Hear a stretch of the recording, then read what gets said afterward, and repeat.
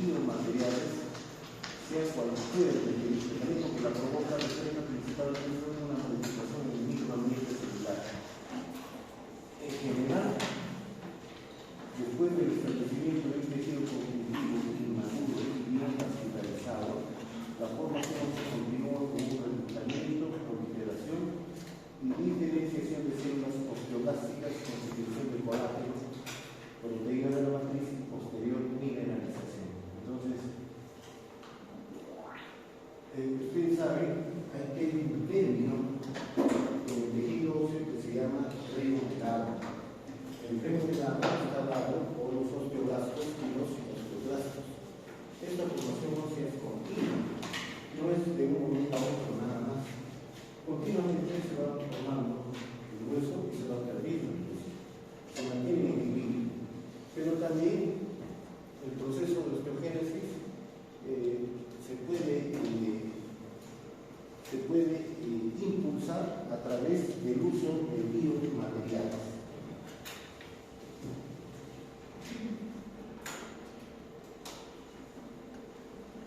Específicamente, el hueso articular se encuentra sometido a procesos continuos de remodelación.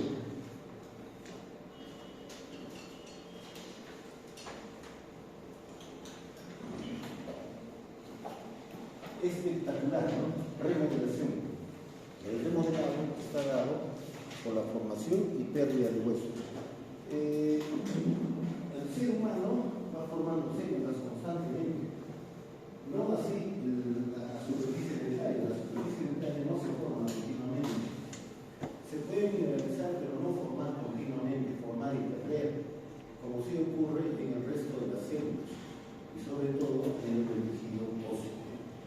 Específicamente el hueso articular se encuentra sometido a procesos continuos de remodelación, ¿no?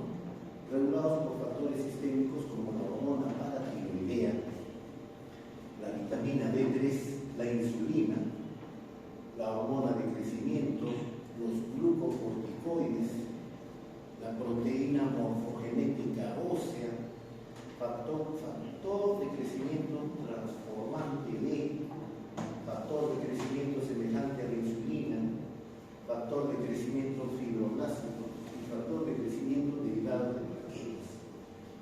Las plaquetas normalmente hay 300.000 plaquetas. Es la que tiene el ser humano en una muestra de sangre, que es la que sacan para saber si la persona tiene la cantidad adecuada de plaquetas. Las plaquetas se unen y forman un trombo.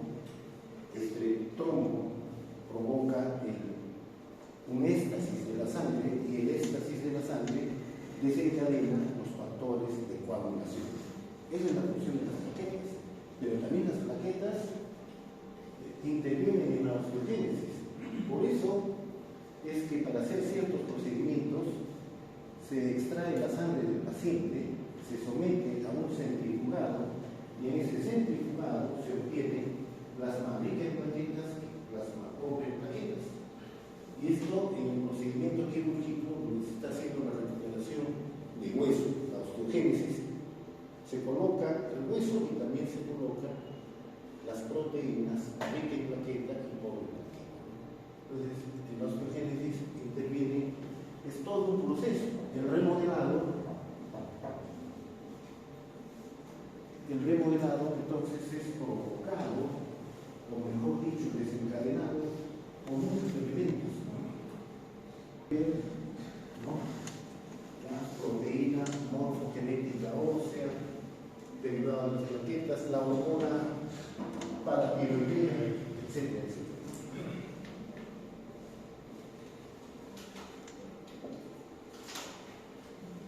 Osteoinducción. Cuando se coloca materiales de relleno, existe una interacción entre las partículas del mismo con el ambiente que lo rodea, especialmente el tejido. Este fenómeno requiere una importancia fundamental para el éxito del ingeniero. La trascendencia del conocimiento de los componentes.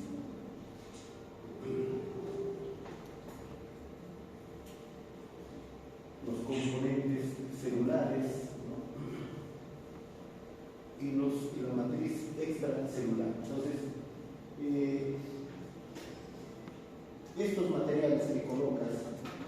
que provocan la osteoinducción es lo que induce a que se forme el hueso, inducen directamente a la formación de tejido óseo.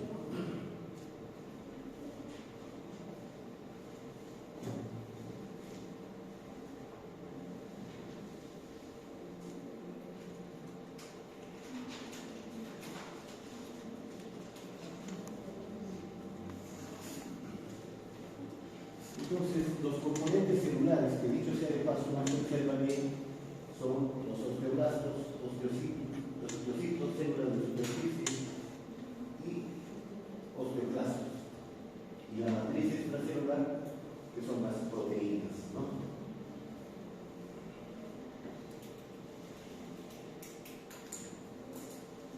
Entonces, veamos y repasemos los conceptos básicos.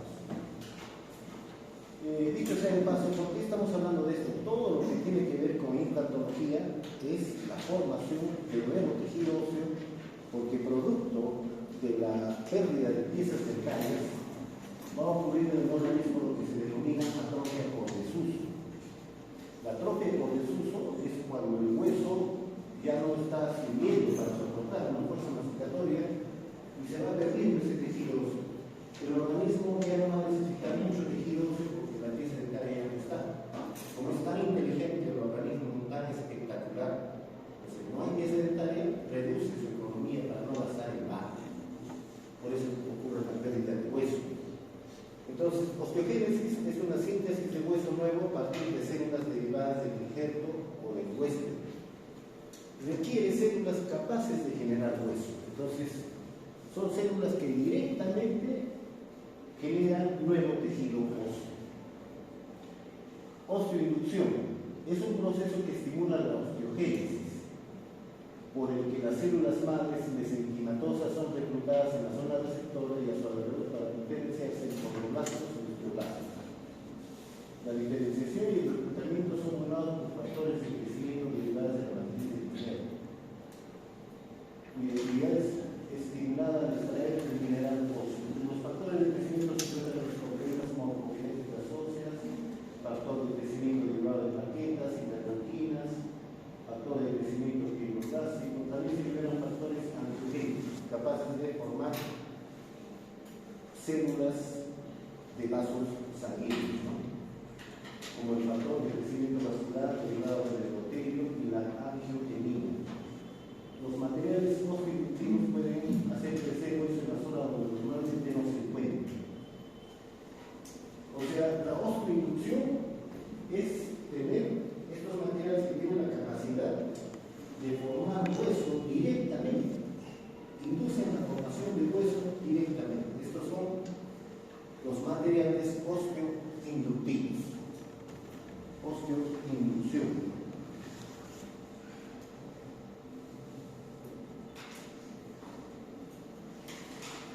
Pero también tenemos osteoconducción. Es un proceso por el cual el material provee un ambiente, estructura o material físico apropiado para la posición del hueso nuevo. Es decir, es como un andamiaje. Es el andamiaje que directamente no estimula la formación de hueso, pero sí está allí para que el hueso nuevo se forme dentro. Se desencadena un crecimiento tridimensional de capilares, tejido perivascular y células madres mesenquimatosas. Desde la zona receptora del huésped hacia el injerto. Este andamiaje permite la formación de hueso nuevo de un patrón previsible determinado por la biología del injerto y el entorno mecánico de la interfaz hueso. Entonces, osteoinducción es estimular directamente la formación del hueso. En cambio, osteoconducción es poner ahí un andamiaje, unos andamios, para que el hueso nuevo se forme. Entonces, depende mucho del tipo de injerto para que el material sea osteoinductivo u osteoconductivo. Pero ambos están implicados en la osteogénesis. La osteogénesis, la formación de nuevo hueso, tiene que ver con la osteoinducción y la osteoconducción. El injerto óseo ideal debería tener estas tres propiedades, además de ser biocompatible y proporcionar estabilidad biomecánica. Como el hueso es un tejido duro, ese lugar donde se va a formar el hueso tiene que ser un lugar donde no ingrese nada, esté todo ahí sin moverse. Por eso es que cuando hay fractura de tejidos óseos, los traumatólogos también fijan los huesos y lo inmovilizan para que haya nueva formación de tejido óseo. Se puede definir la biocompatibilidad cuando un material se considera compatible y solo provoca reacciones deseadas o tolerables en el organismo. Es decir, es un material biocompatible cuando el organismo no lo rechaza. Por ejemplo, el titanio es biocompatible. Y aquí en los injertos, por ejemplo, vamos a extraer de aquí de su compañero el hueso y él le va a donar a la señorita un pedazo de hueso. Muy bien. Y ella lo va a rechazar. No porque él lo rechace a él, sino su organismo lo va a rechazar. ¿Por qué? Porque no es biocompatible. Para que sea biocompatible, extrae las proteínas, en fin, hace todo un proceso. Y ese hueso recién ya preparado puede ser aceptado por otra persona. Entonces, ¿cuál es el hueso ideal? El hueso ideal es el de ella misma o de él mismo. Entonces, este va a tener mejores capacidades de osteogénesis, ¿no?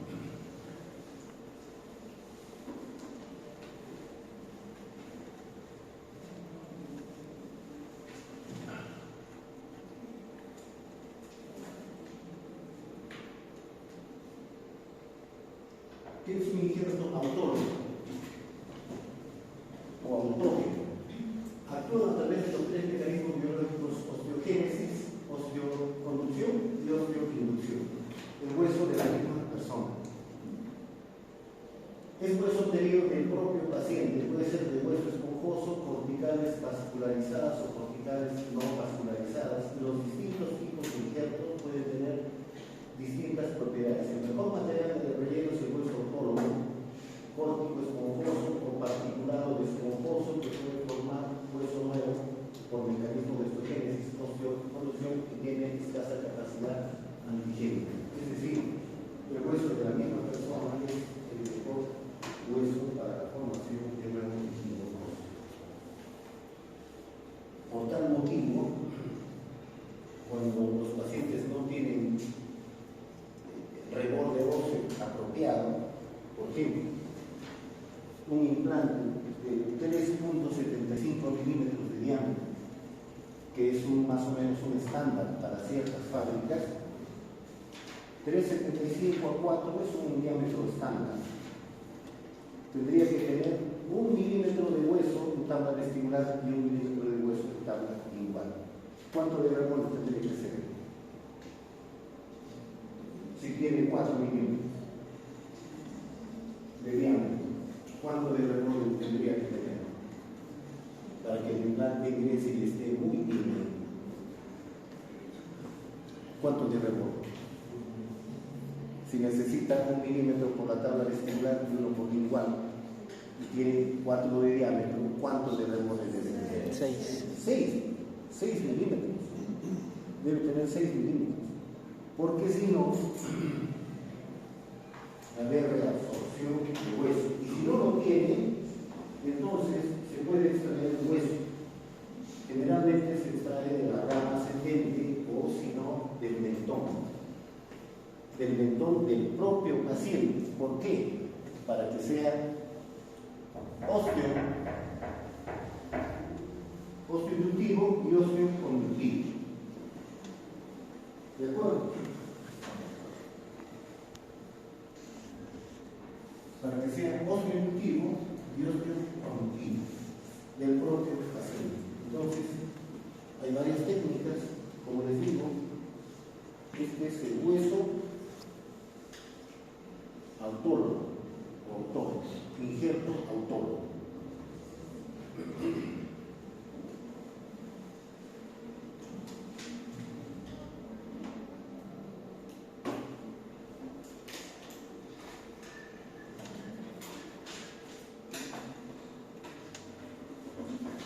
injertos homólogos, halogénicos o haloinjertos. Proceden de individuos de la misma especie pero genéticamente diferentes. Proceden de individuos de la misma especie pero genéticamente diferentes.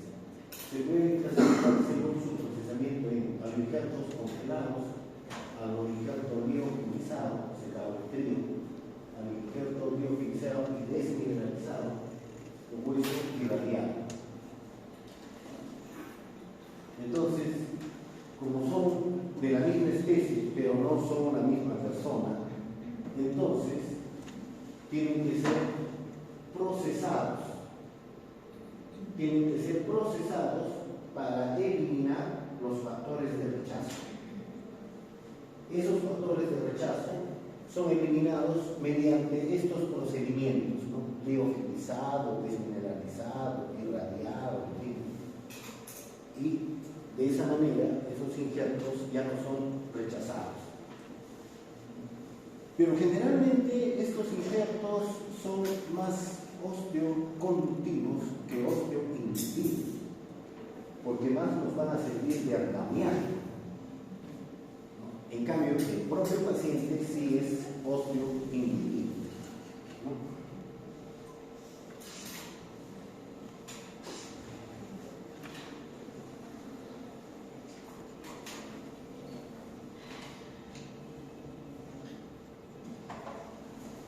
Injertos heterónomos o xenoinjertos. De origen natural provienen de otra especie, de animales, por ejemplo, y contienen los minerales naturales del hueso. Se ha informado que la porosidad de la superficie de estos materiales resulta en una mejor respuesta osteogénica, por ejemplo, hueso bovino y derivados del oral, entre paréntesis, osteogénico, Dios interpone, etc.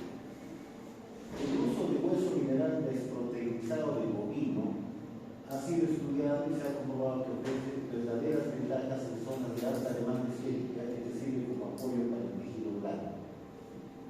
¿No? Entonces, el hueso bovino se llama xenoinjerto o injerto heterónomo. Otros estudios a largo plazo mostraron que la colocación de Dios en una composición se impide la contracción marginal del reborde que ocurre luego de extracción dental. Entonces, por diferentes circunstancias, si se extrae un diente y no se va a colocar el implante de manera inmediata, entonces se puede utilizar este tejido óseo y colocar en ese alveolo para que la atrofia por desuso no reabsorba el hueso. Otros estudios a largo plazo mostraron que la colocación de Dios en un alveolo, las propiedades de Dios son similares a las del hueso humano. La estructura porosa y mismo ofrece espacio para las células sanguíneas y el depósito de nuevo hueso. La microestructura de la superficie del hueso soporta la acción de los osteoblastos que son responsables de la protección del hueso. Es decir, estos van a estar ahí con una maraña y en su interior se van a introducir los osteoblastos para que se forme el nuevo tejido óseo. Pero yo tengo que impedir que otras células se metan ahí.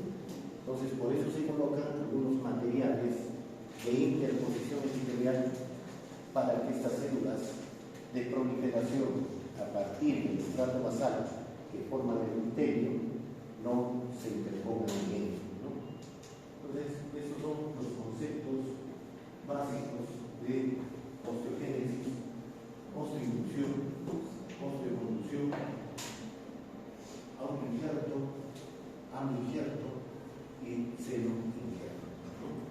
Son conceptos básicos.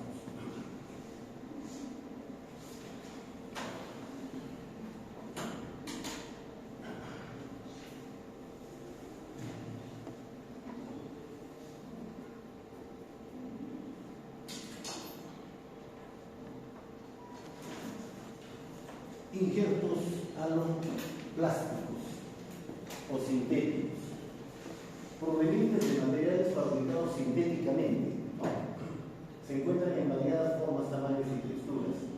La respuesta biológica social dependerá de las técnicas de fabricación, cristalinidad, porosidad y grado de extracción.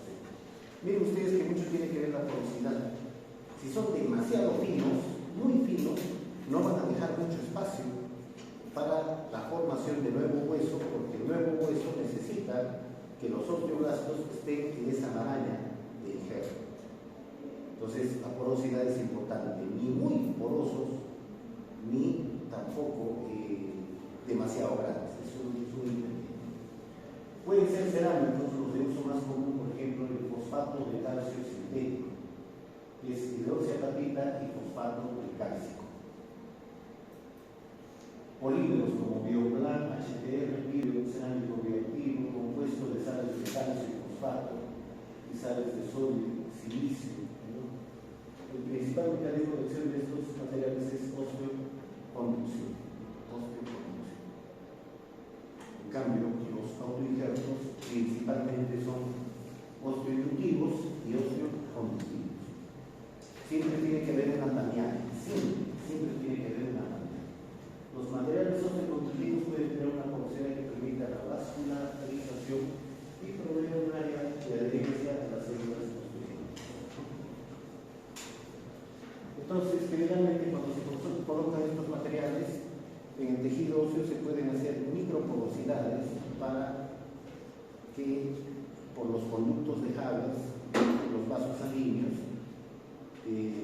de nutrición y oxigenación y la formación de nuevo tejido óseo a partir de estos elementos que van a estar como un andamiaje del injerto respectivo, ¿no? Entonces, parece sencillo, pero toda la bioquímica de la formación de nuevo hueso es importante. Y elegir en qué casos utilizar cada material también es importante. ¿Y qué se debe obtener antes de colocar cada material? Lo que se busca es la información de investigación de ciertos materiales. ¿Dónde está esa información? Toda esa información está en las revistas donde se publican las investigaciones sobre el uso de diferentes materiales.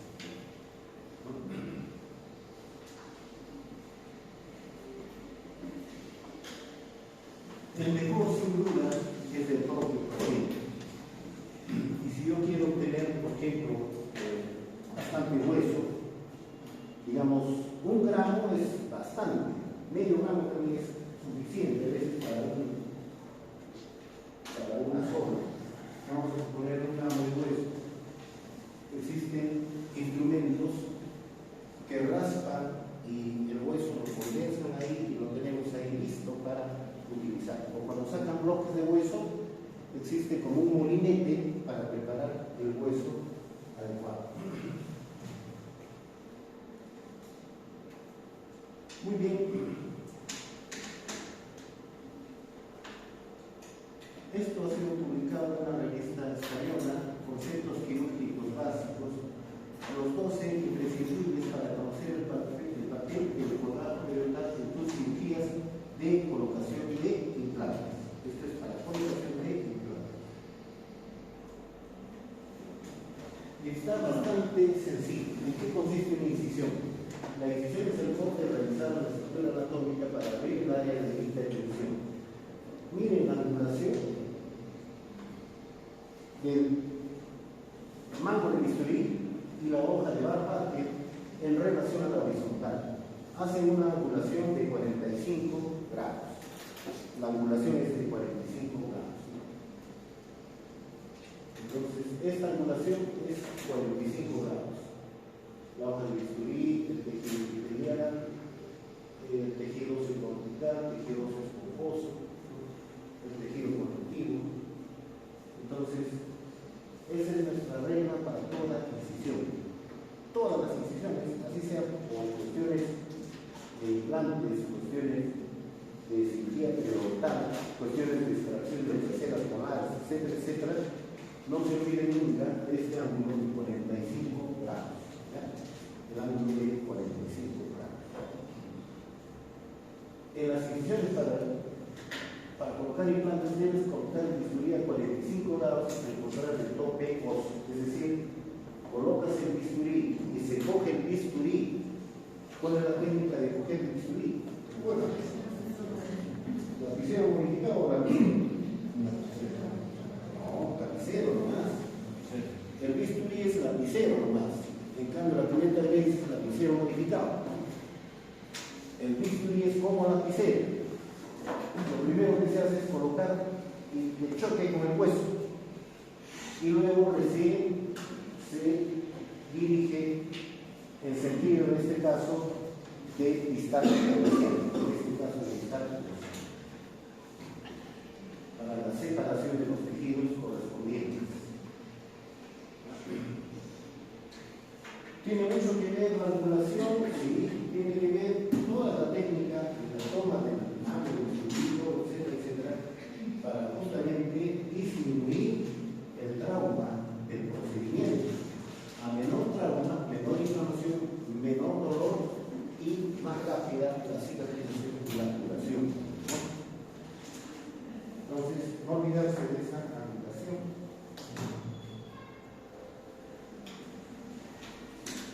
¿Qué es un colgajo? El colgajo es la porción del tejido resultante al despegado parcialmente del tejido conectivo original que pertenece. Se mantiene unido por el llamado perímetro, cuya función es mantener el colgajo con una nutrición óptima.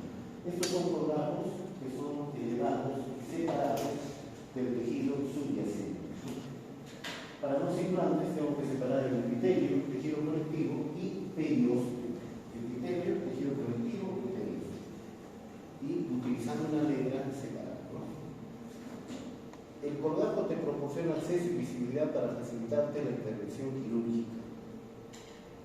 Siempre se realizan las mismas incisiones y colgajos. El tipo de incisión y colgajo va a depender del número de implantes que se determine en cada caso y del tratamiento desarrollado, por supuesto.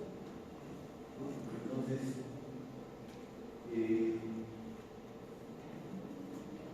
en mi época, más o menos en el año 2004, 2005, cuando yo empecé a estudiar implantología,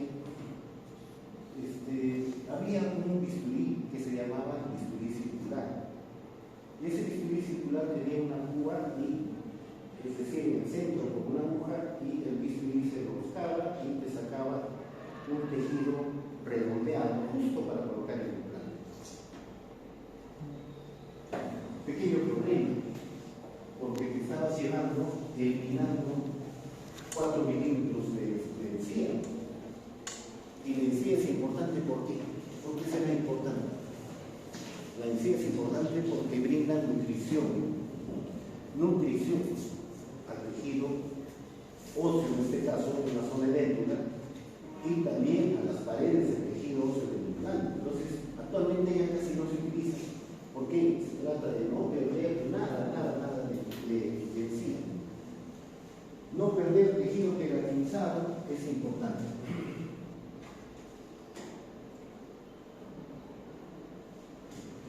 De forma general, ¿qué tipo de colgajo se emplea en implantología? De forma general, la incisión se realiza de un solo trazo y presenta el espesor total. ¿Por qué ese espesor total? Respondan ustedes. ¿Por qué ese espesor total? ¿Por qué ese espesor total? ¿Qué significa espesor total? ¿Qué significa espesor total? Tú que no dejas tu celular todo el rato. ¿Qué significa espesor total?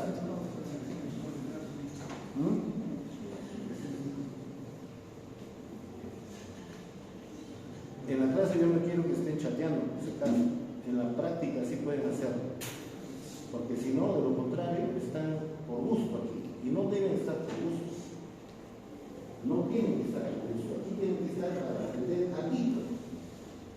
Ya, hoy día lo ven aprendiendo los pequeños, introducción, reconstrucción, autoligero, traligero y semiligero.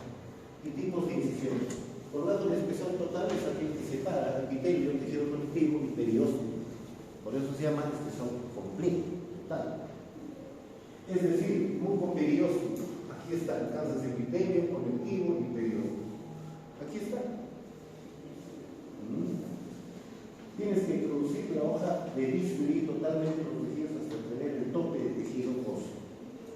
Ese bisturí ingresa hasta el tejido óseo en un ángulo de 45 grados y con la toma de lapicero, ¿no? Bien, ¿cómo se realiza el colgajo si el caso presenta piezas dentales a los lados? Entonces hago una incisión supracrestal. A esta incisión se le llama incisión supracrestal. En aquellas cirugías en las que tengas que realizar incisiones que son los piezas dentales adyacentes, deben dibujar una incisión medio crestal o supracrestal. Nosotros le llamamos supracrestal, para después trazar incisiones intrapericulares o intrasurcales en esas piezas dentales. Entonces, supracrestal y dentro del surco. Y hago un tratamiento de colgajo de espesor completo, de espesor total o mucopelioso. Entonces ya tengo acceso al tejido óseo. Ya no hacemos la incisión en punch. En punch debe hacer una incisión circular. Ahora no. Ahora es una incisión supracrestal, incisiones intrasurcales, separación de los tejidos y tenemos el lecho óseo.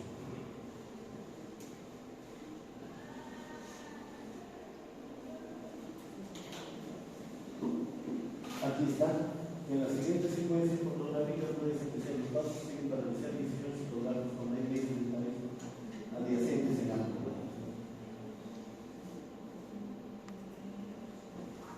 Supracrestal o medio crestal, incisión intrasurcal, ¿no?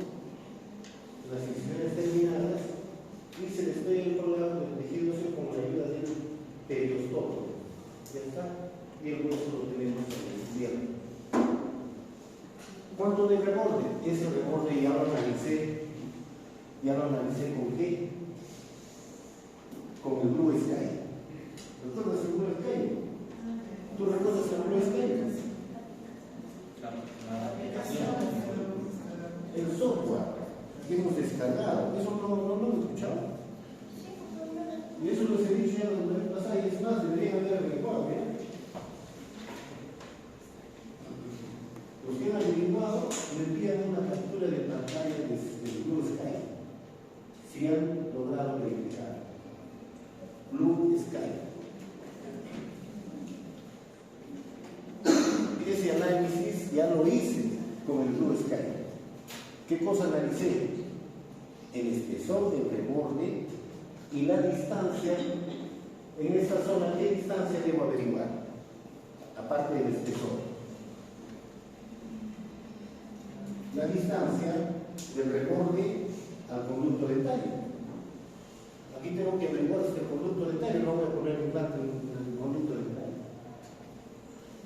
Y esa distancia lo averiguo con la impresión.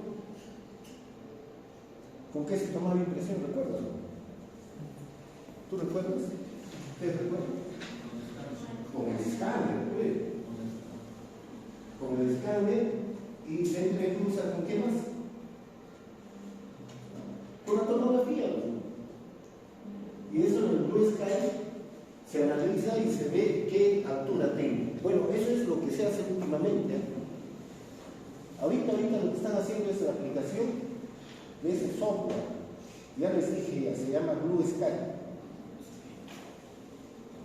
La universidad ahorita está obligada a comprar computadoras con tarjetas de video, más tomografía y un escáner de está obligado. ¿Por qué? Porque ahorita todo es digital. Todo es digital. Prácticamente todo lo que han aprendido ustedes hasta ahorita en la universidad sirve, pero ya no completamente. ¿Por qué? Tienen que complementar con odontología digital.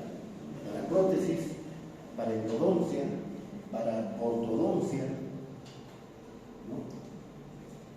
Hasta las curaciones lo pueden hacer primero con curaciones hídricas, todo planificado con la odontología digital. O sea, los de antes,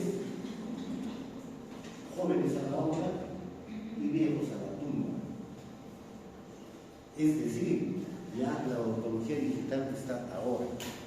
No sé si me estarán entendiendo, pero ustedes terminan la universidad y necesariamente van a tener que hacer una capacitación en odontología digital, sea el área que les guste, sea el área que sea. De repente no están conscientes todavía de eso, Yo la verdad estoy desesperado. Una consulta, ¿el programa Blue Sky que dice es para prótesis fija también? ¿Para qué? ¿Para prótesis fija? No, para prótesis fija, eso es para endodoncia y ortodoncia, el Blue Sky. Para prótesis fija es el Exocat. El Exocat, para prótesis fija y removible. ¿Y para prótesis total? Para prótesis total, ahí no necesitas nada ya, prácticamente. ¿Qué cosa vas a hacer si lo vas a hacer? ¿Qué vas a escanear ahí? Nada. No necesitas nada. Ahí no necesitas otro, ahí lo que necesitas es ¿qué necesitas? Tener buena visión de los médicos. Entonces, jóvenes, por eso, yo les estoy diciendo, no sé si me estarán entendiendo. A mí me parece que no. Yo personalmente, el año pasado ya estaba desesperado porque no sabía nada de odontología digital. Estaba en la calle. He tenido que invertir un buen dinero para capacitarme en odontología digital.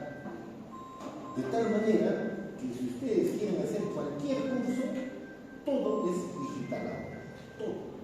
Todos los cursos son digitales. Imagínense, pague su celular, por favor.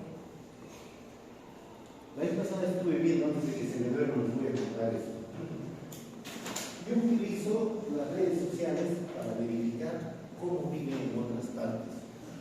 En el Japón, por ejemplo, si tú estás en la estación del metro, ni siquiera en clase, sino en el metro, y suena tu celular, inmediatamente todos se molestan, no te van a agarrar a asma, pero todos se molestan porque es una falta de respeto. O sea, ellos lo ven como una falta de respeto, que tu celular esté sonando en el metro. Debe sonar cuando tú estás solo. Cuando tú estás caminando por una calle en el extranjero, los carros se detienen y te dejan pasar. Acá, eso se llama contaminación auditiva. Su celular apáguelo, por favor. Entonces, eso, él lo hace sin querer, querido. Pero siempre cuando entremos a clases, a cualquier clase, su celular esté en vibrador o en silencio. De preferencia en vibrador o en silencio. Y luego saben que ¿por qué, jóvenes? Eso se considera una falta de respeto. ¿De acuerdo? Entonces, siempre hay que pensar en los demás. Están cruzando en la calle, tú estás en el taxi, da ganas de bajar al chofer y decirle, a ver, ponte adelante y voy a tocar.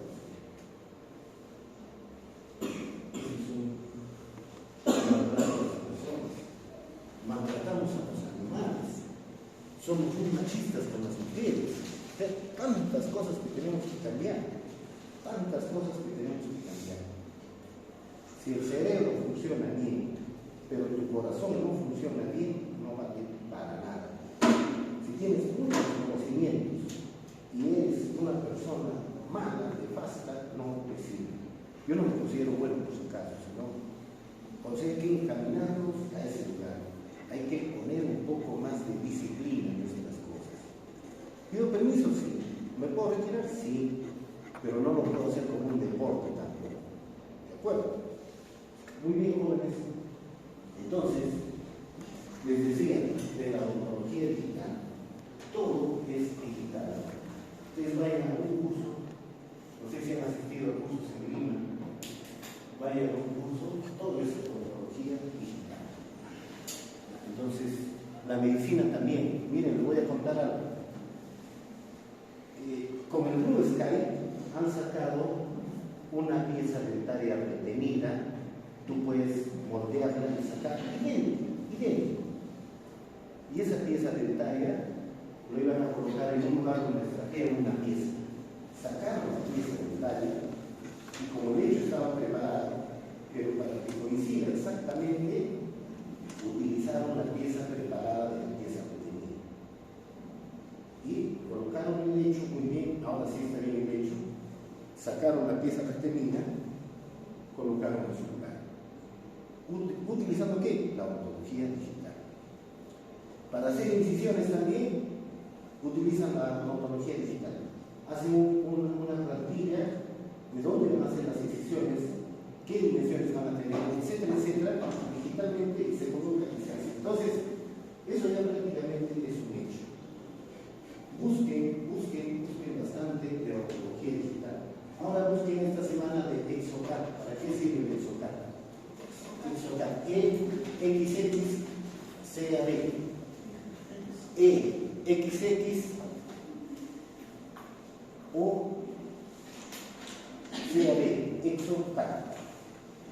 Busquen. Y la próxima semana le traen una captura de pantalla de su Exocat y del Blue Sky.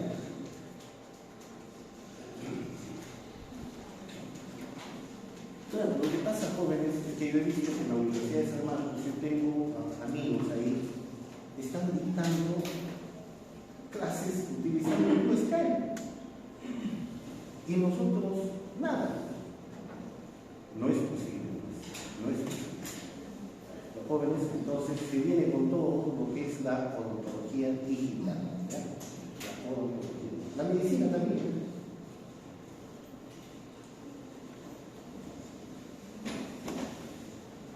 Yo en mi pensamiento todavía no puedo adelantarme a esto, pero si le voy a hacer una cirugía de lipoescultura a una persona para no atravesar con el instrumento y perforar los intestinos, utilizo pues mi cámara, esas cámaras que tienen para hacer cirugías laparoscópicas. ¿Sí o no? Utilizaría eso y ya no perforo el intestino. O sea, todo eso viene a ser una actualización constante. Eso es lo que todos tenemos que hacer. ¿Para qué? Para que los procedimientos que hagamos tengan menos errores posibles. Los jóvenes, menos errores posibles. Muy bien.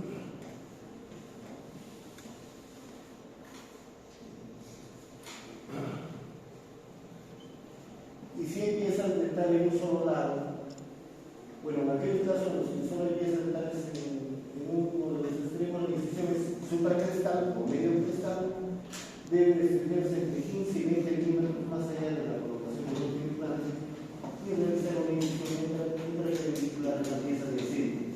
Igual voy a separar los tejidos, pero acá voy a hacer una separación en B, en V. El paciente sedente suma la incisión y el cordaje. Cuando tengas que afrontar cirugías en pacientes totalmente dentos, haz una incisión medio crestal o supracrestal 15 y 20 milímetros más allá de la colocación del último implante. También tienes que desarrollar una descarga vesicular en la zona central para favorecer el desplazamiento del cordaje. Entonces, se puede hacer una incisión medio en la parte negra también, porque si no, al hacer la separación, como hay una curvatura del arco, vas a hacer sin querer teniendo un desprendimiento vertical. Mejor es hacerlo con el bisturí.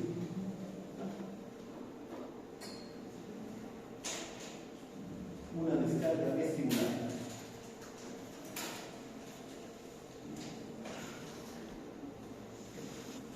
Constantemente en la colocación de implantes hay un tratamiento con elevación de seno. ¿Cómo se llama esa cavidad o antro? Antro de Gilmore también se llama. Y en anatomía, los que ustedes viviendo de Espartacones, de Rubier, libros de anatomía, se llama antro de Gilmore, ¿no? Ese antro de Gilmore, también denominado seno maxilar, ¿no? Se neumatiza cuando no hay piezas dentarias.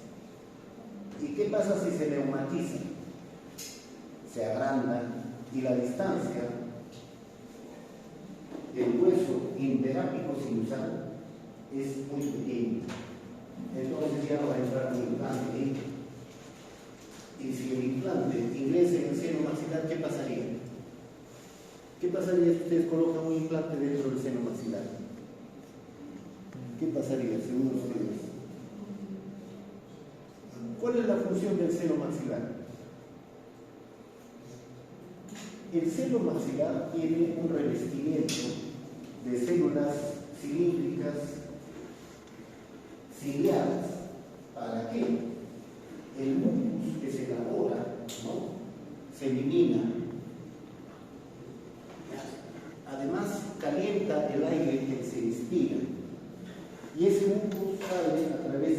alto medio. Si nosotros invadimos el seno maxilar desde la boca, ¿qué va a suceder? Se va a infectar, va a ocurrir la sinusitis, y ahí sí estamos en serios problemas. No se debe invadir el seno maxilar. ¿Por qué? Los microorganismos de la boca son los microorganismos que pueden infectar si invaden otras zonas. Entonces, ¿qué es lo que se hace? Se hace un levantamiento de piso de seno. Hay dos técnicas, una técnica de Sumner por el mismo hueco donde se coloca el implante y una técnica de Caldwell Look por una ventana lateral.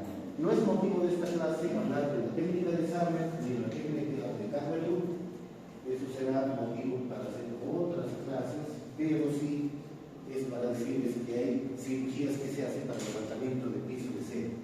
Cuando se realizan elevaciones de seno, la decisión es distinta. Debo realizar un diseño de colgajo conocido como colgajo Newman. El colgajo Newman tiene una incisión horizontal y dos incisiones trapezoidales. Eso saben ustedes porque han llevado a la cirugía odontomaxilar. En cirugía odontomaxilar se hacen incisiones de Parch y de Newman. De Parch, ¿para qué se hace las de Parch? Generalmente se hace para las apicectomías. Las de Newman son incisiones trapezoidales para levantamiento de piso de seno maxilar, ¿no?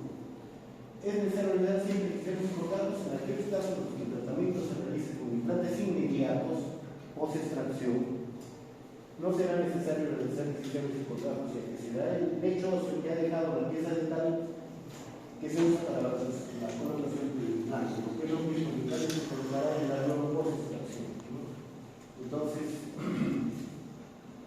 si voy a extraer una pieza dental y voy a colocar un implante de manera inmediata, entonces eso se llama implante inmediato. Ahí no necesito hacer incisión ni nada, solamente sacar la pieza dental, colocar la guía quirúrgica y se coloca el implante.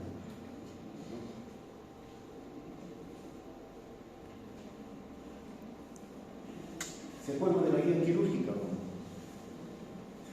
¿Se acuerdan de la guía quirúrgica? La guía quirúrgica, ¿cómo se prepara? Con apoyo del software, de los Blue Sky.